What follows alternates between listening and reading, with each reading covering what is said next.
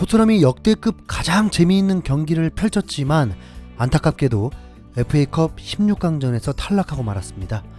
정말 오랜만에 새벽 시청이 아깝지 않은 경기였습니다. 손흥민은 4골을 모두 골에 관여하면서 최고의 활약을 보여줬을 뿐만 아니라 90분이 아닌 120분 풀타임을 뛰면서 팀을 위해 모든 걸 쏟아 부었습니다. 공격수로서는 유일한 선수였습니다. 공식적으로 멀티 도움을 기록하게 되었는데 전반 4분 이른 시간에 골에 도움을 기록하게 되었습니다. 손흥민의 날카로운 왼쪽 코너킥을 골대 앞에서 산체스가 헤더 슈팅으로 연결해 득점에 성공했습니다. 아마 시청하지 않으신 분들은 매우 의아해하실 텐데 산체스가 엄청난 점프력으로 완벽한 헤딩골을 넣었습니다. 그게 2% 부족한 수비력을 커버해주는 골이었습니다. 손흥민의 코너킥은 최근만 봐도 알더베이럴트, 오리의 헤딩골을 돕기도 했었는데 토트넘 수비수들의 골을 돕는 역할까지 하니 상대팀들이 손흥민의 코너킥을 두려워할 수밖에 없을 것입니다. 손흥민은 시즌 11번째 도움을 올렸습니다. 1대0으로 앞서 나가면서 오픈된 공격으로 매우 재미있는 경기가 이어졌는데요. 아쉽게도 전반 36분 토트넘 수비 실수를 빌미로 칼버트 루인이 골을 넣으면서 동점이 되었고 바로 이어서 2분 만에 히샬리송의 멋진 골이 터지면서 역전이 되어버렸습니다. 거기다 전반 43분 칼버트 루인이 호이비엘에 걸려 넘어지면서 페널티킥을 얻어냈고 시그르드손이 마무리하면서 2골 차로 승부를 벌리면서 토트넘이 무너지기 직전이었습니다. 매우 허탈할 수 있었지만 전반 종료 직전 다시 한번 손흥민이 골에 관여하게 됩니다. 손흥민과 1대2 패스를 주고받은 라멜라가 왼발 슈팅으로 득점에 성공했습니다. 공식적인 어시스트가 될 줄 알았지만 수비수의 발에 맞으면서 라멜라에게 기회가 왔다 보니 도움이 무산이 되었습니다. 라멜라는 지난 웨스트브룸과의 경기에서 활약에 이어서 이번에도 토트넘의 경기력에 큰 도움이 되었습니다. 경기 시작하자마자 포문을 연 것도 라멜라였습니다. 전반 2분 만에 강력한 헤딩슛이 나왔었는데 아쉽게 골키퍼의 슈퍼세이브가 나왔었습니다. 그런데 라멜라에 대한 시선이 삐딱할 수밖에 없어서인지 라멜라의 포지션상 손흥민에게 패스가 자주 가야 정상인데 이번 경기에서도 손흥민에게 줘도 괜찮은 이 타이밍일 때 주지 않고 저의 시청 기억으로는 2-3번밖에 없었던 것 같습니다. 전반전에만 펠레 스코어가 펼쳐지면서 너무 재미있는 경기가 되다 보니 이제 토트넘이 승리만 하면 정말 분위기가 좋을 수 있었습니다. 후반전 역시 전반과 같은 치열한 공방이 이어졌는데 후반 8분 무리뉴 감독이 모험을 걸게 됩니다. 맨시티전을 대비해서 아껴둔 케인을 투입시킨 것입니다. 공세를 강화한 토트넘은 손흥민이 3번째 골에도 관여하게 됩니다. 완벽한 코너킥 크로스가 올라가자 알더베이르트의 멋진 헤딩슛이 이어졌고 골키퍼의 슈퍼세이브가 나왔지만 산체스가 균형이 무너진 상황에서도 집중력을 발휘하며 발끝으로 볼을 터치하면서 골을 넣은 것입니다. 믿어지십니까 여러분? 산체스가 2골을 넣은 순간이었습니다. 이런 경기 패배하면 정말 안되겠죠? 그런데 에버턴은 만만치 않았습니다. 다시 한번 역전을 해버리는데 후반 23분 히샬리송이 4번째 골을 장렬시켜버린 것입니다. 토트넘이 조금 억울할 수 있었습니다.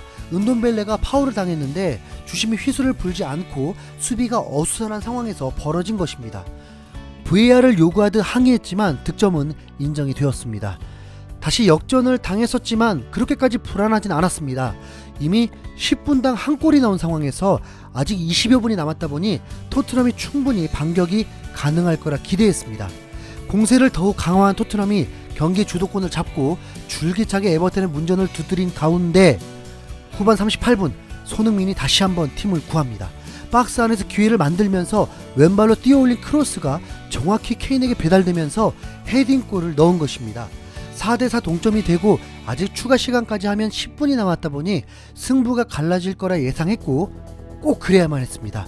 FA컵 16강부터는 연장전이 치러지다 보니까 만약 후반까지 동점이 돼버리면 두 팀 모두 이득이 될 것이 없었습니다. 바로 이틀만 쉬고 토트넘은 최강 맨시티를 상대해야 하는데 체력이라도 비축을 해야 했습니다. 하지만 그런 일이 일어나지 않았습니다. 연장전을 치르게 된 것입니다. 이왕 여기까지 온 거 무조건 이기고 봐야죠. 그나마 그게 위안이 되니까요. 그런데 토트넘은 연장 전반 7분 만에 실점을 하고 맙니다. 토트넘 수비가 또 빈틈을 보이면서 찬스를 줘버리는 것입니다. 그런데 이 실점은 큰 위기라고 느껴졌습니다. 경기가 전 후반때와 달랐는데 은돈벨레, 라멜라, 모우라가 빠져있고 연장전에는 알리, 비니시우스, 윙크스가 있었습니다. 과거의 토트넘을 보는 듯 했습니다. 알리 그리고 특히 윙크스는 거의 다리가 굳은 건지 찬물을 끼얹는 플레이를 몇 번이나 보여줬습니다. 결국 토트넘은 더 이상의 찬스를 만들지 못하고 패배를 하고 말았습니다. 무리뉴 감독은 아쉽기도 하지만 좋은 경기력을 보인 것에 만족해하는 모습도 보였고, 손흥민은 팀 내 가장 높은 평점, 패배했음에도 불구하고 9.2라는 평점을 받았습니다. 사실 손흥민의 활약은 그야말로 최고였죠. 유효 슈팅도 기록하면서 상대에게 계속 위협적이었고 4골에 모두 관여하고, 무엇보다 손흥민은 공격수 중 유일하게 120분 풀타임을 뛰는 정신력을 보여줬습니다. 후반을 마치고 나서 무리뉴 감독은 은돈벨레에게 다가가 몇 마디 나누면서 그를 쉬게 했고, 손흥민에게 다가가 얘기를 나눴는데 그건 아마도 네가 띄워줘야 한다 였을 것입니다. 90분 내내 손흥민의 활약을 보면 감히 빼기도 힘들었겠죠. 이미 손흥민을 교체했을 때 잃었던 실점들을 기억했을지도 모릅니다. 비록 패배는 했지만 손흥민은 칭찬받을 수밖에 없습니다. 이제 다음 경기는 솔직히 걱정밖에 안 되는데요. 이 상황에서 손흥민이 맨시티전에서도 선발이 될까요? 네, 시청하신 분들 명절 잘 보내시고요. 새해 복 많이 받으십시오. 패배에 대한 토트넘 팬들의 아쉬운 반응. 나쁘진 않았는데 선수 개개인의 실책들이랑 페널티 때문에 졌어. 진짜 중요한 순간에 핸드볼이었던 걸 심판이 제대로 보지도 않았어. 진짜 열심히 싸운 건데 그냥 운이 없었던 것 같아. 공격도 좋았고 패스도 빨랐어. 움직임이나 에너지도 좋았는데 아쉽네. 오늘 경기에 그래도 자부심 가질만해. 수비 실책들이 좀 많긴 했지만 에버튼이랑 동등하게 싸웠고 120분이나 경기 진행했는데 몇 선수들만 제외하면 다들 나름 지치지 않고 열심히 뛰어줬으니까 앞으로도 나아지겠지? 우리가 언제 4골이나 넣어본 적이 있었어? 그것만 생각해도 나쁘지 않은 결과지. 다른 선수들도 골을 넣기 시작했다는 것도 괜찮아. 분명 경기력은 좋았는데 수비만 좀 더 탄탄해지면 좋겠어. 이제 무리뉴가 수비에 대해 집착하는 거에 대해서도 좀 더 응원해줘야겠어. 오늘 수비 실책이랑 심판만 아니었어도 완전 끝내버리는 거였는데 5대4라고? 나름 열심히 비등비등하게 싸워줬으니 난 이걸로 만족하겠어. FA컵에서 떨어져도 그나마 최후의 결정까지 싸우는 느낌이었어. 나쁘지 않네.